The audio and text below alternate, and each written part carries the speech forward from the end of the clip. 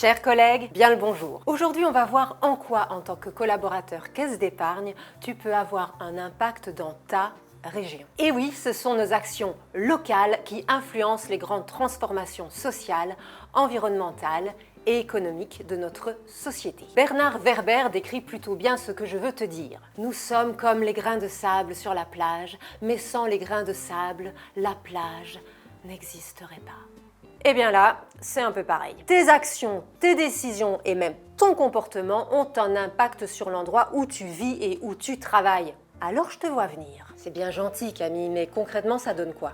Déjà, notre caisse d'épargne investit sur son territoire. Et pas qu'un peu. 100% de l'épargne collectée en région sert à financer l'économie régionale.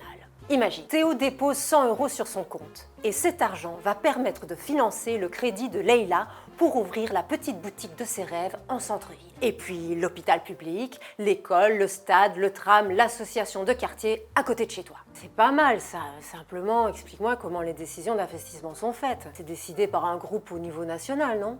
Niveau proximité, c'est bof bof. Ne t'emballe pas, petit écureuil. C'est toute la beauté de notre caisse d'épargne. Elle est autonome. Les décisions sont prises en région. Impliquée dans la vie locale, elle accompagne des associations, notamment dans des domaines assez cool, tels que la solidarité et la culture. D'ailleurs, elle est parmi les premières entreprises mécènes de sa région. Et au national, c'est en moyenne 1000 projets associatifs soutenus par an sur les territoires pour un total de plus de 20 millions d'euros. C'est ça, être utile. On a parlé circuit court, développement régional, mécénat. Mais il y a un domaine qu'on n'a pas abordé, l'emploi. Et oui, notre caisse d'épargne est un employeur de référence sur notre territoire. Non seulement pour nous, mais aussi pour le territoire. C'est en tant qu'acteur majeur de la région, un salarié caisse d'épargne, cela représente 23 emplois supplémentaires soutenus localement. Si on résume, notre caisse d'épargne est 100% locale. Elle est une banque de proximité, utile et ancrée dans ta région. J'ai titillé ta curiosité? Pour en savoir plus, je t'invite à découvrir les autres vidéos. À très vite!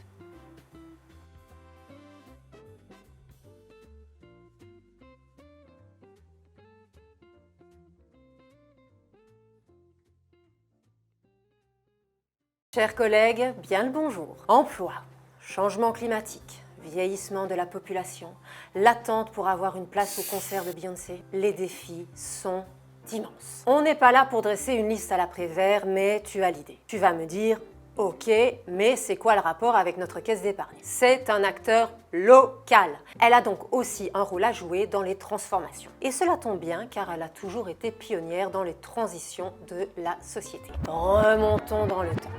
Nous sommes en 1818. L'épargne n'existe pas pour monsieur tout le monde.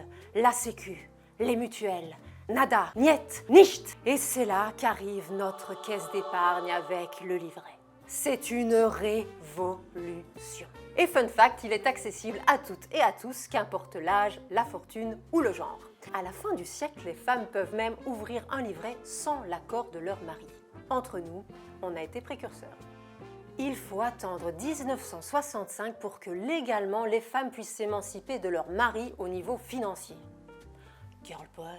Déjà à cette époque, il fallait éduquer les gens à mettre de l'argent de côté en toute sécurité. Et vous savez quoi? Ça continue aujourd'hui. Comment gérer son budget? Mener son projet de vie, perso ou pro, achat immobilier, monter son entreprise, préparer sa retraite, que sais-je encore?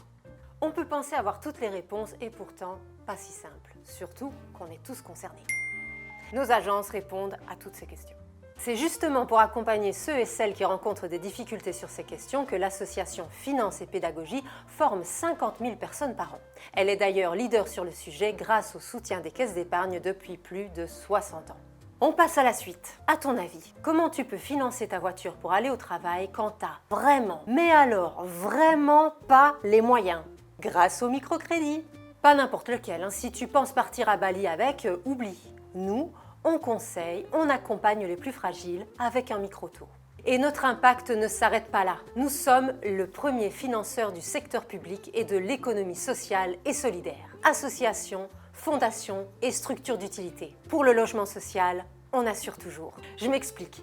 Notre caisse d'épargne est l'un des principaux financeurs et opérateurs privés du logement social. On innove en distribuant aujourd'hui des prêts à impact aux entreprises pour les accompagner dans leur transition environnementale et sociale. Parce qu'on ne peut pas être partout, être pionnier, c'est aussi accompagner les autres pionniers. Nous sommes le premier financeur des acteurs de l'ESS et de l'innovation sociale. Un vrai travail d'équipe. Tu l'auras compris, notre caisse d'épargne est une banque pionnière dans les transitions de la société. Et c'est fort de nos atouts, notre expérience, nos innovations et notre histoire que nous sommes en capacité de nous rendre utiles, de promouvoir les innovations et d'accélérer les transitions. J'ai titillé ta curiosité? Pour en savoir plus, je t'invite à découvrir les autres vidéos. À très vite!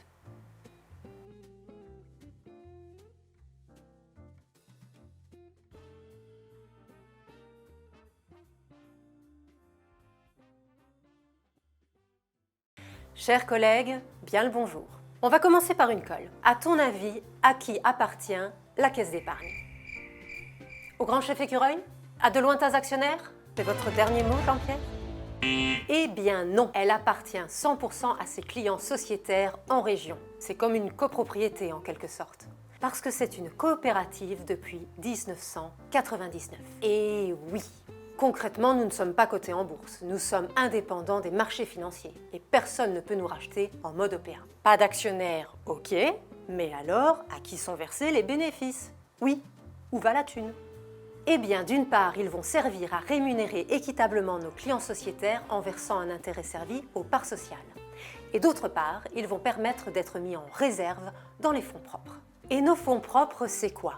Eh bien, c'est le capital social composé de parts sociales ainsi que les réserves, c'est-à-dire la part des bénéfices non distribués chaque année. CQFD, t'as tout compris là. Et c'est important pour nous les banquiers d'avoir beaucoup de fonds propres de cette qualité. N'oublie pas que financer notre territoire, c'est notre cœur de métier. Et donc pour se couvrir des risques et protéger nos clients, il faut un matelas de sécurité. Ben voilà, ce sont les fonds propres. Oui, d'accord, mais en gros, qu'est-ce qu'ils font les clients sociétaires? Ils votent des décisions, pardi. Et tout ça grâce aux parts sociales qu'ils détiennent. Alors je te vois venir avec ta question. Non, ce n'est pas le nombre de parts sociales qui compte. Tu peux en avoir une ou 100, tu auras toujours le même droit de vote lors des assemblées générales. Un principe de vote simple et coopératif. Une personne égale une voix. Au-delà des assemblées générales annuelles, notre caisse d'épargne prend de nombreuses initiatives plutôt chouettes pour animer leurs relations avec les sociétaires. Par exemple, un club dédié, des événements institutionnels. Mais alors, comment ils sont représentés, les clients sociétaires? Je t'explique. Tous les 6 ans, les sociétaires élisent parmi eux des administrateurs qui les représentent d'abord au premier étage coopératif, la société locale d'épargne. Puis, certains parmi eux sont élus au 2e étage, à l'échelon de leur caisse d'épargne, au conseil d'orientation et de surveillance, le COS. Le COS est composé principalement de représentants de clients sociétaires, d'un représentant des collectivités territoriales, sans oublier les représentants des salariés, bien entendu. Alors tu vas me dire à quoi ça sert un COS? En plus d'être l'organe de surveillance de la banque, le COS vote le budget et le plan stratégique de notre caisse d'épargne. Sans oublier le programme annuel des actions de responsabilité sociétale et la nomination du directoire. Et c'est le directoire qui dirige notre banque coopérative, sous le contrôle du COS. C'est bien beau tout ça, mais c'est pour les élus. Et non, c'est ça le plus beau, c'est pour toi, moi, l'association de pétanque du quartier, ma grand-mère, tout ça quoi.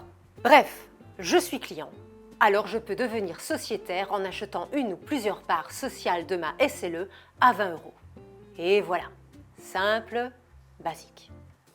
C'est parce que nous sommes une banque coopérative que nous n'avons pas d'autre intérêt à servir que ceux de nos clients et de la société.